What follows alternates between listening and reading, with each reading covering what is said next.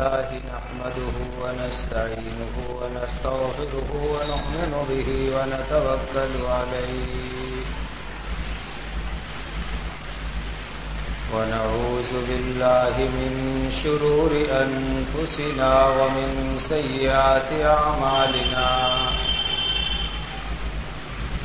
ونعوذ بالله من شرور أنفسنا ومن سيئات أعمالنا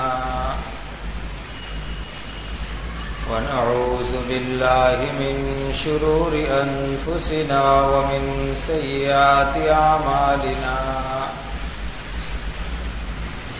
من يهده الله فلا مضل له ومن يضلله فلا هادي له وأشهد أن لا إله إلا الله وحده لا شريك له وأشهد أن سيدنا وشفيعنا ومولانا محمدا عبده ورسوله صلوات الله تبارك وتعالى عليه وعلى آله وأصحابه وبارك وسلم تسليما كثيرا كثيرا أما فأعوذ بالله من الشيطان الرجيم بسم الله الرحمن الرحيم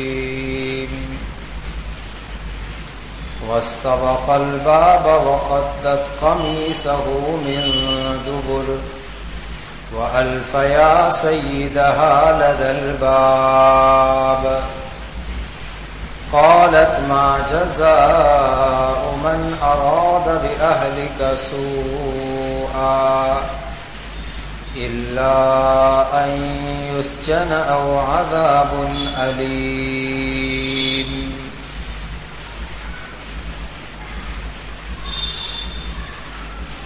حضرت یوسف علیہ السلام کو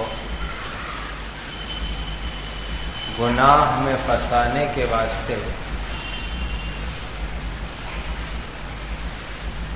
زلیخا نے بہت ہی ناپاک اور خطرناک ایک چال اور اسکیم اپنائی. حضرت یوسف علیہ السلام کو کمرے میں بھیجا اور تمام دروازے اس نے بند کر دیے. حضرت علیہ السلام کو گناہ کے لیے اس نے بلایا. اللہ تعالیٰ کے یہاں حضرت یوسف علیہ السلام کو بچانا مقدر تھا. اللہ تعالیٰ نے یوسف علیہ السلام کی بڑی عجیب و غریب انداز سے حفاظت فرما لی.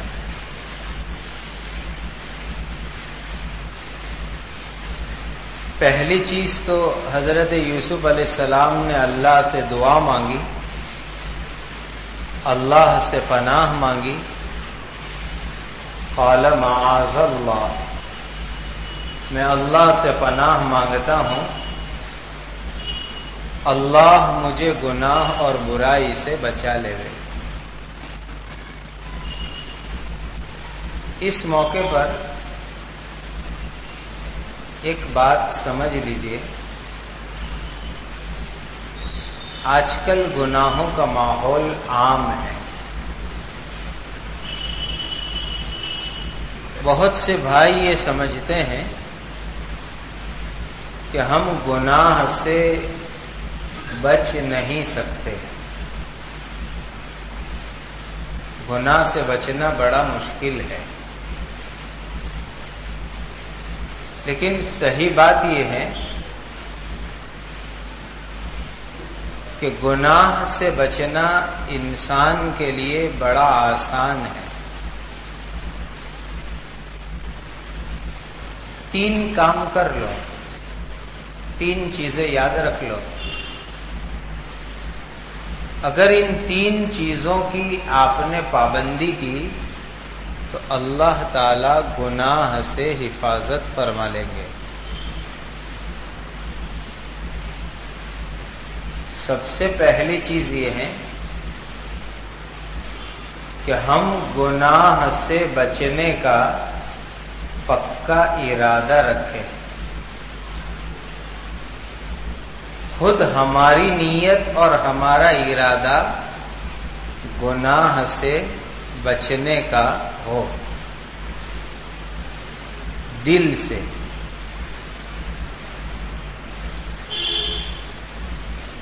اگر انسان دل سے پکی نیت کرتا ہے، پکا ارادہ کرتا ہے، اللہ اس کی مدد فرماتے ہیں. ایک کام تو یہ کرو کہ گناہ سے بچنے کی پکی نیت اور پکا ارادہ ہے.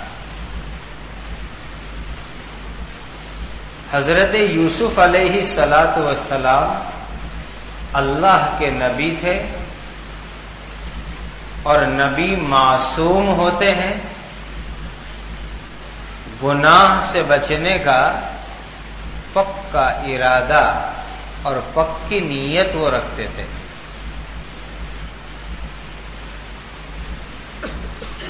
دوسرا کام یہ کرنا ہے کہ گناہ سے بچنے کے لیے اللہ سے دعا بھی کرنی ہے. اے اللہ، میں تیرا کمزور بندہ ہوں، یہ نفس اور شیطان میرے دشمن ہیں، تو تیری مہربانی سے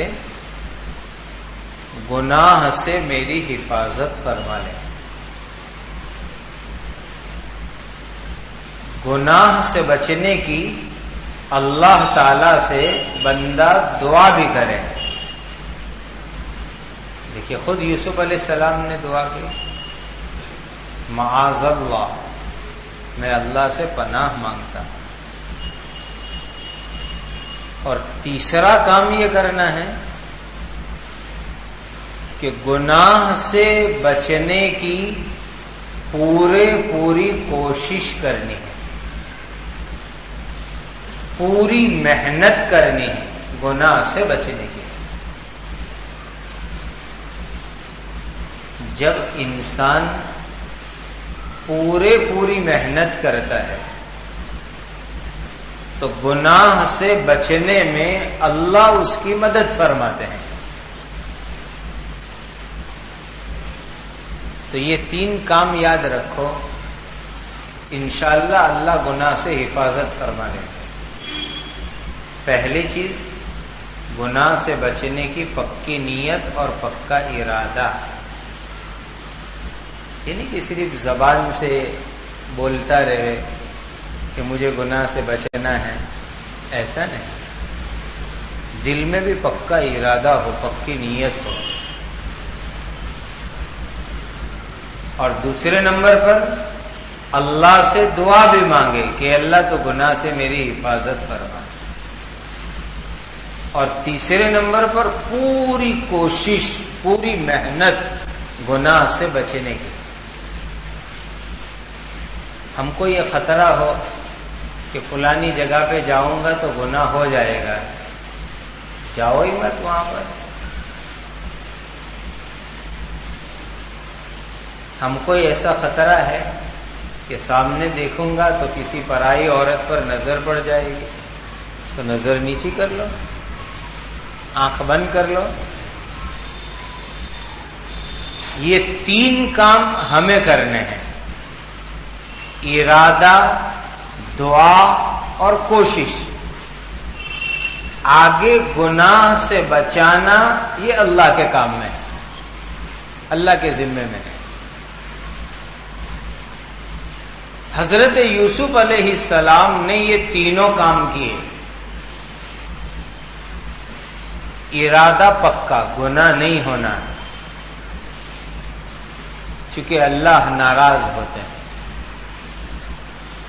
دعا بھی مانگی اللہ سے، اور تیسرے نمبر پر کوشش کر رہے ہیں گناہ سے بچنے کی۔ کیا کوشش کی؟ یوسف علیہ السلام نے جو کوشش کی وہ اس آیت میں اللہ نے بیان فرمائی۔ وہ کوشش یہ کی کہ تمام دروازے بند ہیں، اور زلیخا گناہ کے لیے بلا رہی ہے۔ اب سامنے دیکھ رہے ہیں کہ دروازہ بند، دروازے پہ تالا لگا ہوا، سب کچھ ہے، لیکن میرا کام اتنا، میری کوشش اتنی کہ میں دوڑ کے دروازے تک تو بھاگوں گناہ سے بچنے کے لیے۔ حالانکہ دیکھ رہے ہیں کہ دروازہ بند ہے، لیکن میری طاقت اتنی کہ میں دوڑوں دروازے تک۔ آگے دروازہ کھولنا، بچانا اللہ کی مرضی کی بات ہے۔ تو حضرت یوسف علیہ السلام نے کوشش کی، اور یہ کوشش آدمی اسی وقت کرے گا جبکہ دل میں گناہ سے بچنے کی نیت ہو، تو کوشش کرے گا۔ باقی ارادہ ہی نہ ہو تو پھر ایسے موقع کے اوپر تو انسان یہ سوچتا ہے کہ بھئی ایسے چانس بار بار تھوڑے ہی آتے ہیں، نعوذ باللہ۔ یہ تو گولڈن چانس ہے، اس سے موقع سے فائدہ اٹھا لو۔ اور میں کروں بھی کیا، دروازے سب بند ہیں، میں کہاں جاؤں؟ شیطان بہانے تو بہت جلدی بتاتا ہے۔ ایسے موقع پر پکی نیت اور ارادہ کر کے پوری کوشش کر ڈالو، پھر دیکھو اللہ کی کیسی مدد آتی ہے۔ دوڑے یوسف علیہ السلام کہ بھلے دروازہ بند ہے لیکن میرا کام اتنا، میں دروازے تک دوڑوں۔ دوڑے۔ اللہ کی عجیب شان۔ جب یوسف علیہ السلام نے گناہ سے بچنے کی پوری کوشش کی اور دوڑے دروازے پر، تو اللہ کی مدد آئی، غیبی مدد آئی۔ جیسے ہی دروازے پر پہنچے، قدرتی تالا ٹوٹ گیا بغیر چابی کے، اور دھاڑ سے دروازہ کھل گیا، اور اوپر گزرا نہیں، بہت سارے دروازے تھے، ایک نہیں۔ وغلقت الابواب، بہت سارے دروازے زلیخا نے بند کر لیے تھے۔ ایک دروازہ ٹوٹا، تالا ٹوٹا، یوسف علیہ السلام دوڑے آگے، دوڑتے گئے، اور قدرتی غیبی طور پر تالے بھی ٹوٹتے گئے۔ کہا یوسف تم دوڑو تو صحیح، مدد کرنا اور تالوں کو توڑنا ہماری ذمہ داری ہے۔ اب زلیخا پریشان، ہاتھ میں آیا ہوا شکار جا رہا ہے۔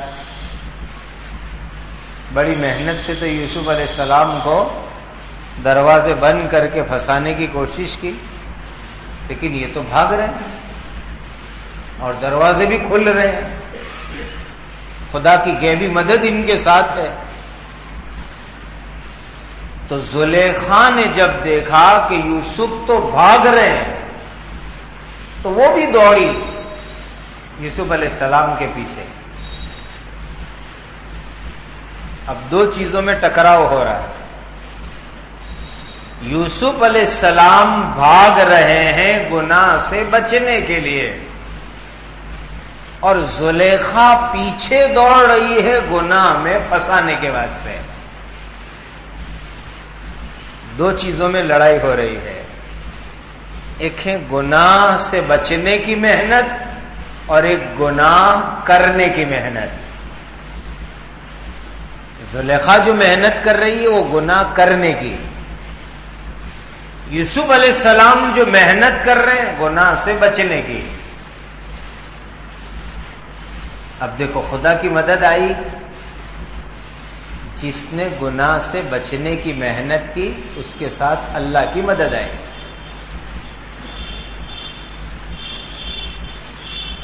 وہ دوڑی, یوسف علیہ السلام آگے دوڑ رہے ہیں, دروازے کھلتے جا رہے ہیں. دوڑنے میں یہ ہوا کہ زلیخا نے پیچھے سے ہاتھ مارا یوسف علیہ السلام کو پکڑنے کے واسطے. جیسے ہی ہاتھ مارا اللہ تعالیٰ ارشاد فرماتے ہیں وَاسْتَبَقَ الْبَابَ وَقَدَّتْ قَمِيصَهُ مِن دُبُرٍ. دونوں دوڑے, یوسف بھی زلیخا بھی, اور پیچھے سے جو ہاتھ مارا تو یوسف علیہ السلام کا کرتا زلیخا نے پھاڑ ڈالا. چونکہ یہ پوری طاقت سے دوڑ رہے ہیں اور اس نے اپنی طاقت سے ہاتھ مارا, کرتا پکڑا کہ کھینچو یوسف کو پیچھے سے,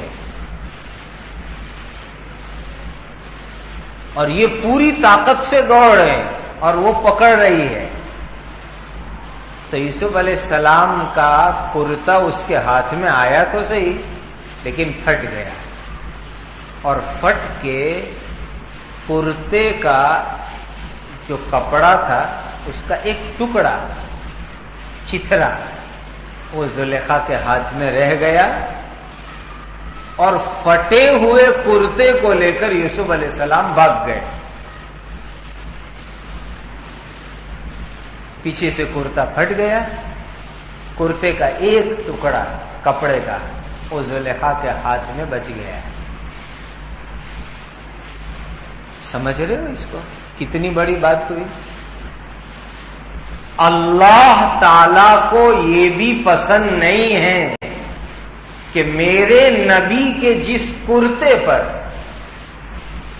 میرے نبی کے کرتے کے جس حصے پر ایک ناپاک نیت رکھنے والی عورت کا ہاتھ رکھا, اللہ اس کپڑے کو نبی کے بدن پہ باقی رکھنا نہیں چاہتے تھے. کہ ایک ناپاک نیت والی عورت اس کا گندا ہاتھ گندی نیت سے میرے نبی کے کرتے پر لگا, جس جگہ وہ ہاتھ لگا وہ کپڑا نبی کے بدن پہ باقی نہیں رہنا چاہیے, لہذا اتنا کپڑا پھٹ کے اس کے ہاتھ میں چلا گیا. اللہ اپنے نبیوں کو کیسے بچاتے, کیسے اللہ حفاظت فرماتا. جو بندہ بھی گناہ سے بچنے کی پکی نیت کرے اللہ اس بندے کی حفاظت فرماتے ہیں, نصرت فرماتے ہیں اللہ تعالیٰ اس بندے کی. نکل گئے دروازے سے باہر. اب جو باہر نکلے تو اللہ کی شان بھی دیکھو کیا ہوا.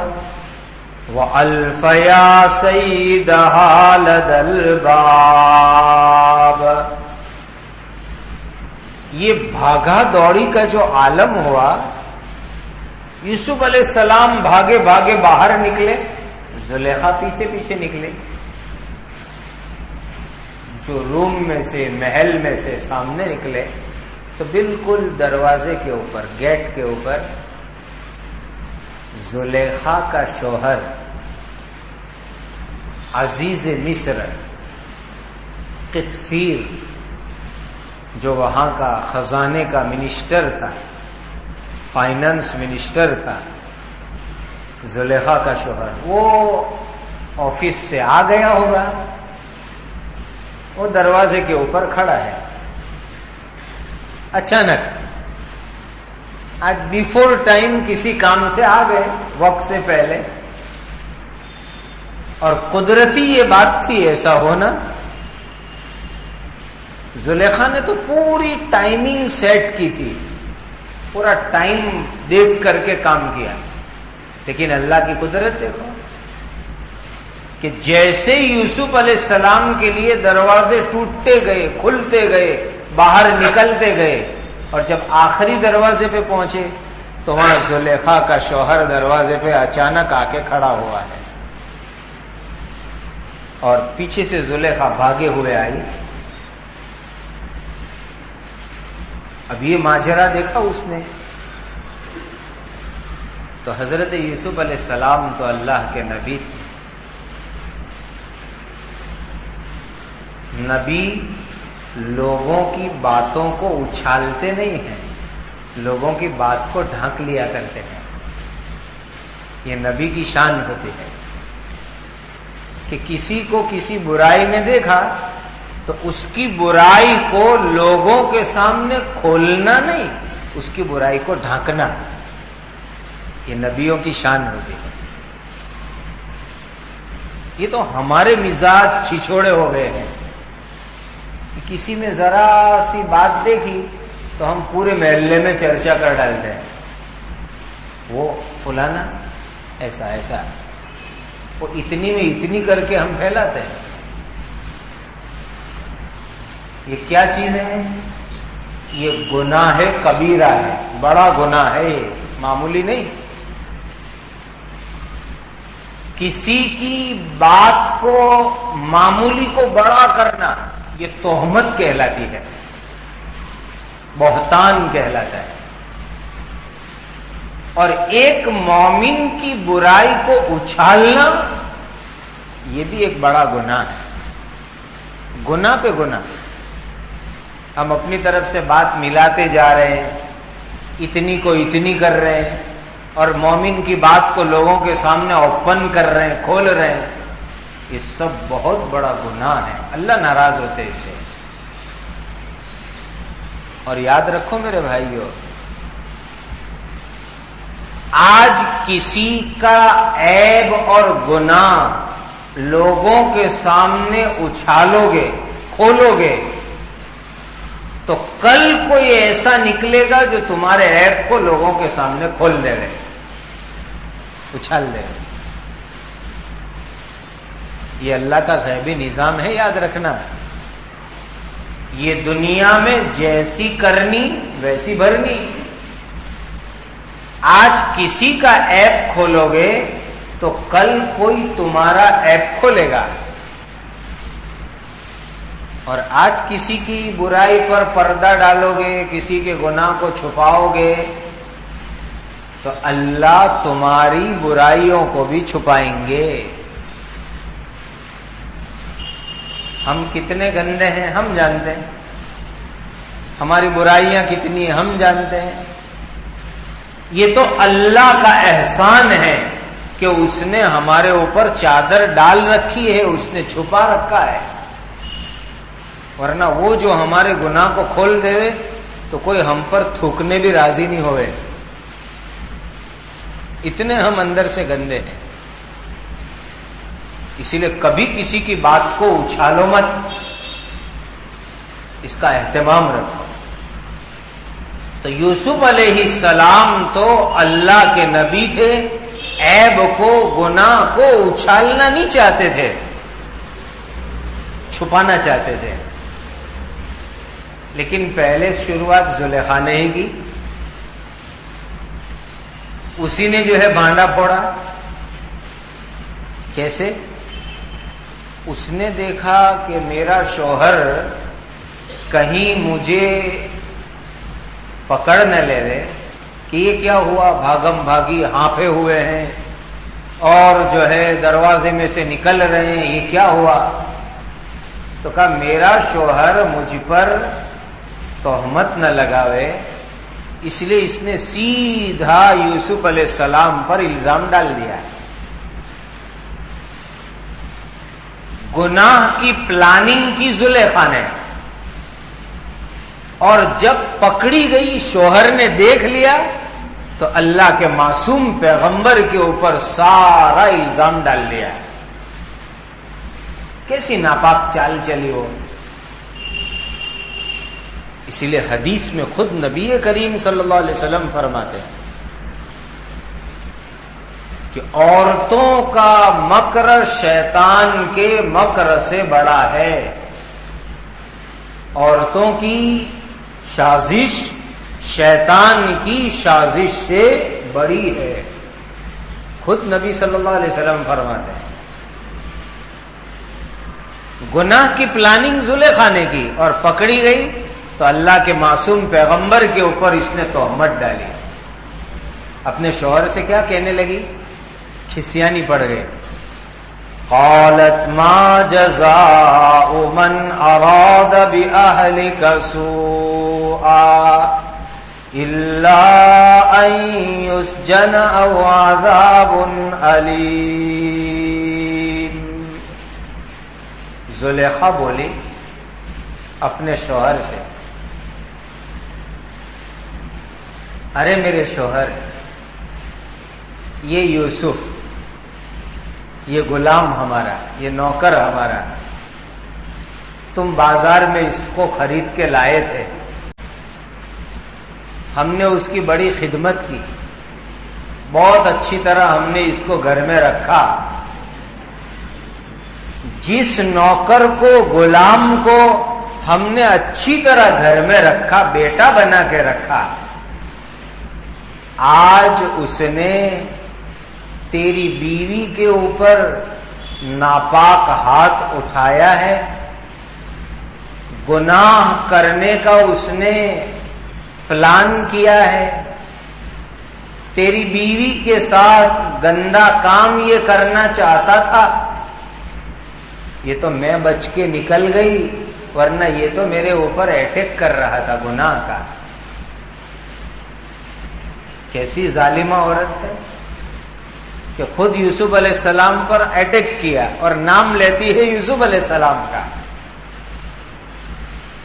اور اوپر سے کیا کہہ رہی ہے کہ اس نے بہت خطرناک کام کیا کہ ہم نے اس کے ساتھ احسان کیا، اچھا برتاؤ کیا، اچھی طرح گھر میں رکھا، تو اس نے تو نمک حرامی کی، وفاداری نہیں کی، نمک حرامی کی۔ تو یوسف جیسے غدار اور نمک حرام کو تو جیل میں ڈالنا چاہیے، اس کو بند کرواؤ جیل میں، تم تو منسٹر ہو، اس نے تمہاری بیوی پر گندی نظر ڈالی ہے، اس کو بند کرو جیل میں، یا اس کو ایسا مارو، ایسی پٹائی کرو، ایسی سخت سزا دو کہ ہمیشہ کے لیے بھول جاوے۔ اللہ اللہ، نبی کو جیل میں ڈالنے کی بات کر رہی ہے، نبی کو مارنے کے لیے اپنے شوہر کو کہہ رہی ہے، او عذاب الیم، کہ سخت سزا دو۔ اب یہ کتنا خطرناک کھیل کھیلا زلیخا نے، گناہ کا کام کیا اور الزام ڈالا حضرت یوسف علیہ السلام کے اوپر۔ جب یوسف علیہ السلام پہ تہمت آئی تو پھر یوسف علیہ السلام چپ نہیں رہے، اس سے معلوم ہوا کہ غلط تہمت آوے تو اس کا صفایا کر دینا چاہیے، فتنہ کھڑا نہیں کرنے کا، صفایا کر دینے کا۔ جیسے ہمارے بزرگوں میں سے، اولیاء اللہ میں سے، مجھے اس وقت یاد تو نہیں، غالباً حضرت مولانا سید حسین احمد مدنی رحمت اللہ علیہ کی بات ہے کہ کسی نے غصے ہو کر حضرت کو کہا کہ تم تو حرامی کی اولاد ہو، تم حرامی ہو۔ اتنے بڑے بزرگ، اپنے زمانے کے ولی اللہ، کتب ابدال، اس کو کوئی آدمی کہے تو حرامی آدمی ہے، تو غصہ آنا چاہیے، لیکن اللہ والے غصے نہیں ہوتے۔ تہمت لگائی، بہت ٹھنڈے دل سے جواب دیا کہ بھائی تو مجھے حرامی کہتا ہے، میں حرامی نہیں ہوں، میرے باپ کی میری ماں سے شادی ہوئی تھی اور میں حلال سے پیدا ہوا تھا، میرے ماں باپ کی جو شادی ہوئی تھی اس شادی کو آنکھ سے دیکھنے والے آج تک ضلع فیض آباد یوپی میں موجود ہیں. چلو میں لے جا کے ملاقات کروا دوں. کتنا اچھا جواب دیا کہ میرے باپ کی جو میری ماں سے شادی ہوئی تھی تو شادی میں جو لوگ موجود تھے، حضرت کا وطن ہے فیض آباد یوپی میں ٹانڈا کا، وہاں ہیں ابھی تک لوگ میرے باپ کی شادی دیکھنے والے. کہ چلو میں تم کو وہاں لے جاؤں، ان سے ملاقات کرا دوں. میں حرامی تھوڑا ہی ہوں، میرے باپ کی تو شادی ہوئی تھی، میں حلال کی اولاد ہوں. دیکھو کتنا پیارا جواب دیا، کوئی فتنہ نہیں کیا. تو تہمت آوے، الزام آوے تو بہت ٹھنڈے دماغ سے اس کا صفایا کرنا چاہیے. ایک بزرگ کے بارے میں لکھا ہے کہ کسی نے ان کو کہا تو ایسا تو ایسا تو ایسا. لوگ لڑتے ہیں تو کہتے ہیں تو ایسا ہے تو ایسا ہے. تو کتنا اچھا جواب دیا ہے. کہا کہ بھائی تو مجھے کہہ رہا ہے نا کہ میں ایسا ہوں ایسا ہوں ایسا ہوں. جیسا تو مجھے کہہ رہا ہے اگر میں حقیقت میں ایسا ہوں، چور گنڈا لٹیرا جو تو مجھے کہتا ہے ایسا اگر میں ہوں، تو میں اللہ سے دعا کرتا ہوں اللہ میرے گناہ معاف کر دے. اور تو جیسا کہہ رہا ہے اگر میں ویسا نہیں ہوں تو اللہ تجھے معاف کرے. اس لیے کہ تو میرے پہ تہمت لگا رہا ہے، اور تہمت تو بہت بڑا گناہ ہے. تو جو میرے اوپر تہمت لگاتا ہے کہ میں چور ہوں گنڈا ہوں لٹیرا ہوں، تو تیری بات اگر سچی ہے اور میں حقیقت میں ایسا ہوں تو اللہ مجھے معاف کرے. اور اگر میں ایسا نہیں ہوں اور تو جھوٹی تہمت لگاتا ہے تو اللہ تجھے معاف کرے. دیکھو کتنا اچھا جواب. تو حضرت یوسف علیہ السلام پہ تہمت آئی تو بہت ٹھنڈے دماغ سے تہمت کا صفایا کیا. کیا کہا؟ قال ہی راودتنی عن نفسی. یوسف علیہ السلام نے فرمایا اے منسٹر صاحب، یہ آپ کی بیوی ہی مجھے پھنسا رہی تھی. وہ چاہتی تھی کہ میں قابو سے باہر ہو جاؤں، آؤٹ کنٹرول ہو جاؤں اور میں گناہ کر لوں. یہ مجھے پھنسانا چاہتی تھی. میں نے کوئی گناہ کا ارادہ نہیں کیا، یہ مجھے پھنسانا چاہتی تھی. اب دو باتیں الگ الگ ہو گئی. زلیخا کہہ رہی کہ یوسف مجھے پھنسا رہے تھے، یوسف کہہ رہے ہیں کہ زلیخا مجھے پھنسا رہی تھی. اب منسٹر صاحب تو پریشان، بات مانے تو کس کی مانے. اب ایسے موقع پر ہوتا کیا ہے، آدمی گرم ہو جاتا ہے. یہ آدمی کی بہت بڑی کمزوری ہے، آدمی بھڑک جاتا ہے. نہ گرم ہونا نہ بھڑکنا، ٹھنڈے دماغ سے فیصلہ کرنا تو انشاءاللہ صحیح فیصلہ کرو گے. ایک بات یہ یاد رکھنا.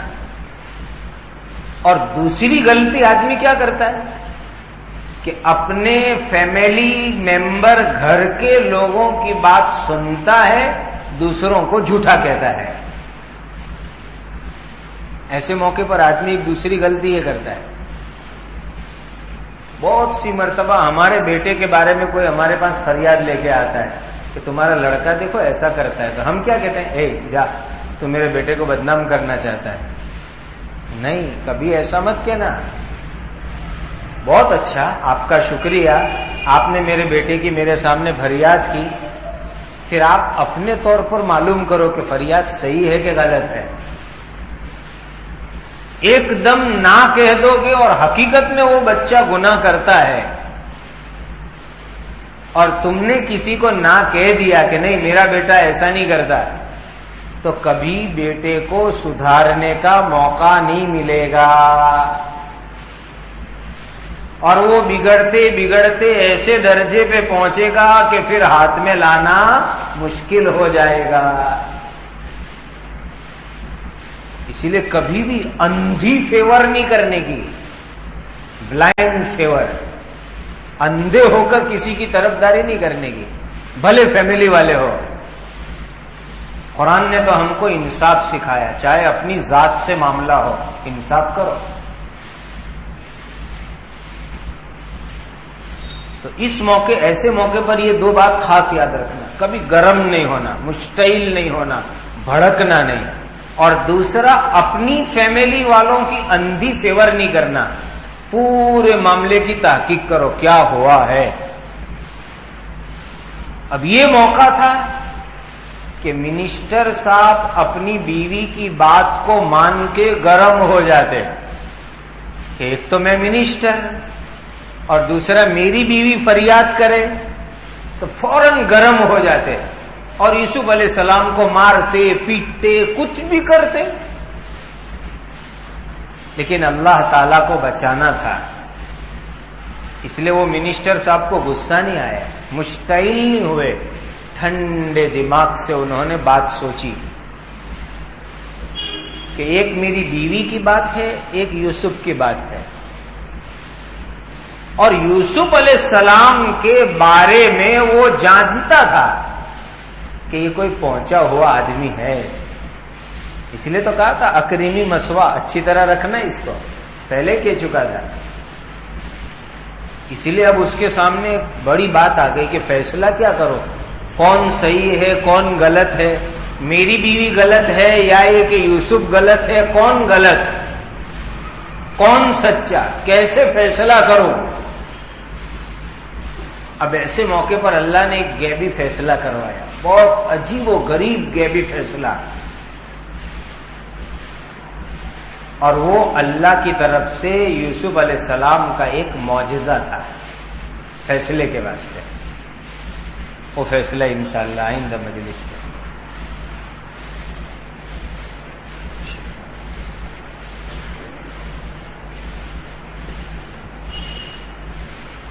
مرحومہ مہر النساء وزیر والا، مرحوم عبد الرحیم وزیر والا کی مغفرت کے لیے دعا کرنی ہے۔ مہر النساء عبد الرحمان وزیر والا اور ان کے بیٹے کے لیے مغفرت کی دعا کرنی ہے۔ درود شریف پڑھو۔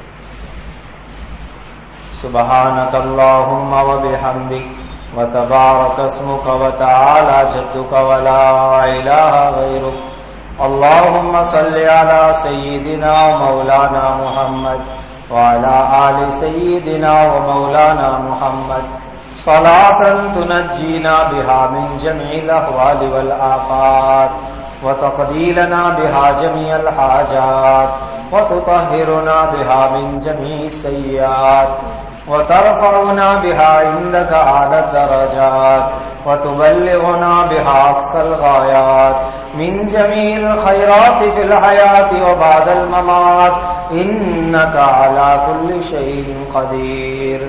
اللهم ربنا آتنا في الدنيا حسنة وفي الآخرة حسنة وقنا عذاب النار۔ ربنا اغفر لنا ولإخواننا الذين سبقونا بالإيمان ولا تجعل في قلوبنا غلا للذين آمنوا ربنا إنك رؤوف رحيم۔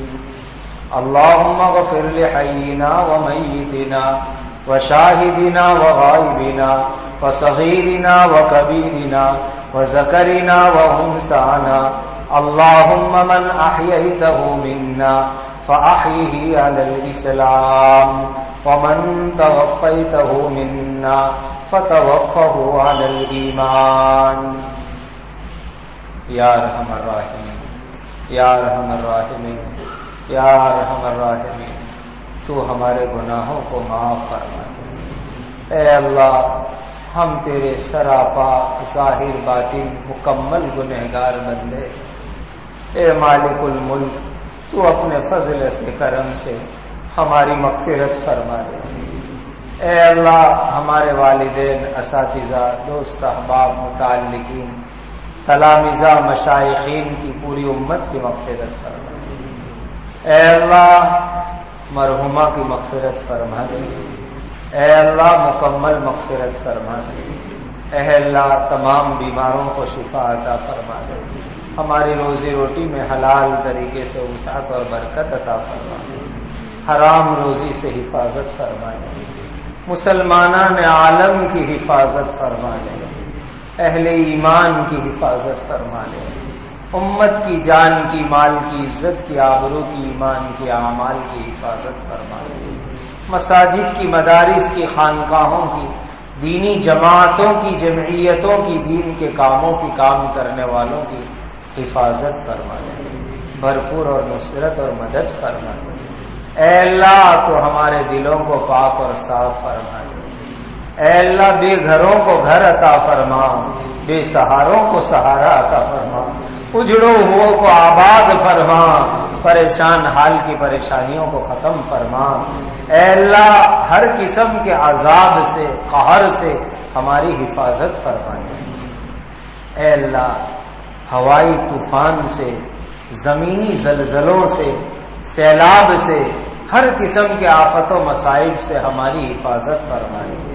اے اللہ جہاں طوفان آئے ہیں اس علاقے میں اے اللہ اجڑو ہو کو آباد فرما دے، کھانے کی، لباس کی، مکان کی، دواؤں کی، ہر لائن کی ضروریات کو خزانہ غیب سے پورا فرما دے۔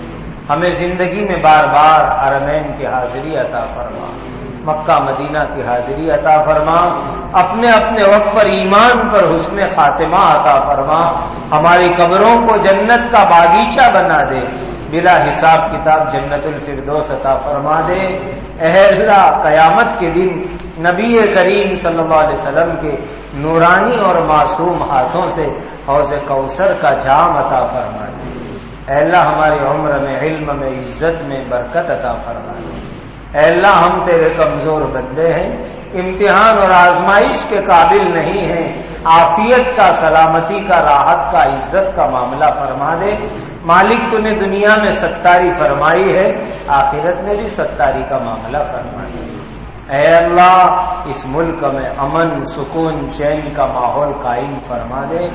اے اللہ امت کی اجتماعی انفرادی پریشانیوں کو دور فرما، ہم سب کو، ہماری اولاد کو، ہماری نسلوں کو تیرے دین کے لیے قبول فرما دے۔ اے اللہ ہمارے اولاد کی تیری شان ربوبیت سے اسلامی تربیت فرما دے، کفر سے، شرک سے، نفاق سے اور اے اللہ فتنوں سے ہماری حفاظت فرما لے۔ اے اللہ تو ہمیں کسی کا دست نگر اور محتاج نہ بنا، حادثوں کی موت سے حفاظت فرما۔ نبی کریم صلی اللہ علیہ وسلم نے جتنی بھلائیاں مانگی اور بتلائی ہمیں اور پوری امت کو عطا فرما، جن شرور سے پناہ چاہیے ہماری اور پوری امت کی حفاظت فرما۔ اے اللہ ہم سب کے دل کی جائز مرادوں کو پورا فرما۔ ربنا تقبل منا انك انت السميع العليم وتب علينا يا مولانا انك انت التواب الرحيم وصلى الله تعالى على خير خلقه سيدنا محمد وآله واصحابه اجمعين سبحان ربك رب العزة عما يصفون وسلام على المرسلين والحمد لله